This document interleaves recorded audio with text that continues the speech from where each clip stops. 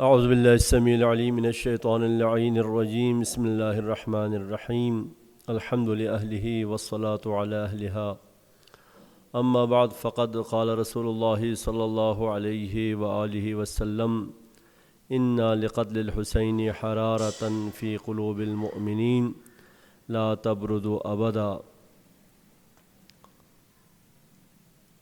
منزل بمنزل کربلا کے عنوان سے ہماری گفتگو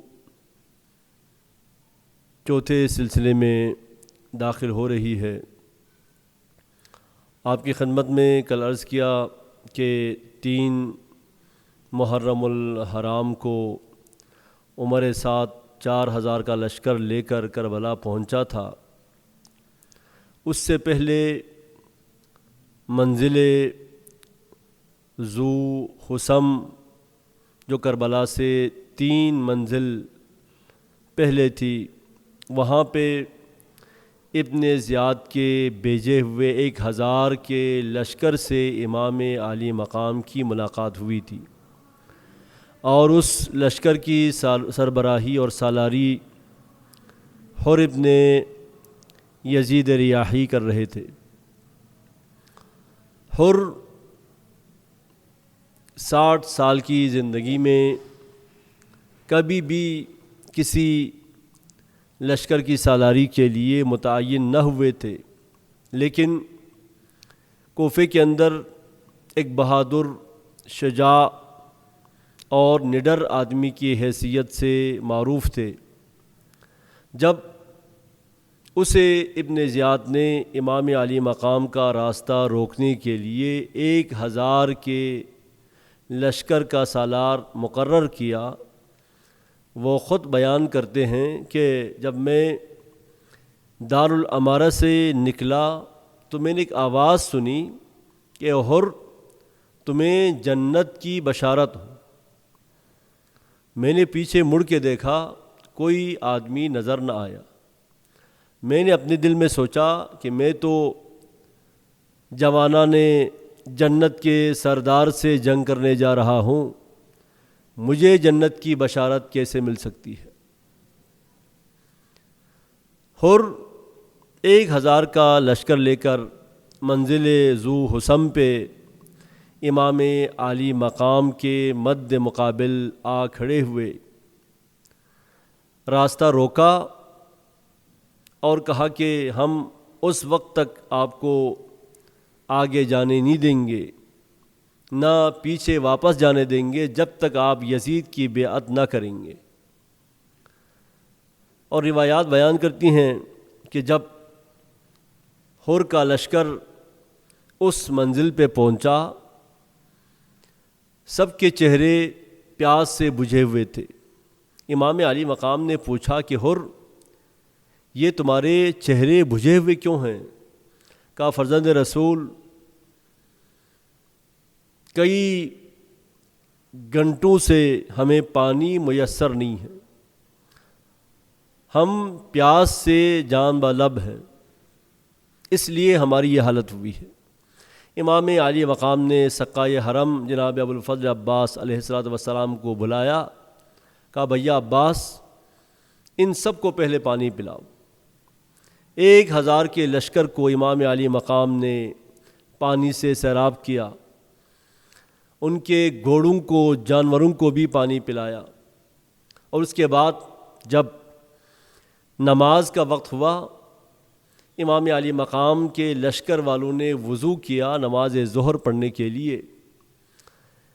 مولا نے جناب حر سے فرمایا کہ حر، تم اپنی الگ جماعت کھڑی کرو گے یا ہمارے ساتھ ہی نماز پڑھو گے؟ کہا فرزند رسول، آپ کے ہوتے ہوئے میری کیا مجال کہ میں الگ نماز جماعت کھڑی کروں، میں اور میرا پورا لشکر آپ کے پیچھے نماز پڑھے گا۔ خاندانی شرافت، خون کی شرافت حر کے اندر اس احساس کو جگانے میں کامیاب ہوئی تھی کہ اگر نماز ہوگی تو حسینیوں کی ہوگی، نماز ہوگی تو حسین کے پیچھے ہوگی۔ حسین سے آگے بڑھنے والے اور حسین ابن علی کا راستہ روکنے والوں کی نماز نہیں ہو سکتی۔ یہی احساس تھا جو اسے حسین ابن علی کے در تک لے آیا۔ نماز ظہر اور نماز عصر کے بعد جب جناب امام علی مقام اپنی سواری پہ سوار ہوئے، آگے بڑھنے کا ارادہ کیا تو حر مانے ہوئے آپ کے گھوڑے کی لگام کو ہاتھ لگایا اور کہا کہ فرزند رسول، ہم یزید کی بیعت کیے بغیر آپ کو آگے جانے نہ دیں گے۔ اس وقت امام علی مقام نے ایک جملہ فرمایا، سکلت کا کا یا حر، اے حر، تیری ماں تیرے ماتم میں بیٹھے، تیرے غم میں بیٹھے، یہ تو کیا کر رہا ہے؟ پلٹ کر حر نے کہا کہ فرزند رسول، آپ نے تو میری ماں کا تذکرہ کیا، لیکن آپ کی والدہ گرامی، مادر گرامی کا تقدس اور احترام اور عظمت اتنی زیادہ ہے کہ میں اس طرح آپ کی ماں کا نام اور ماں کا تذکرہ نہیں کر سکتا۔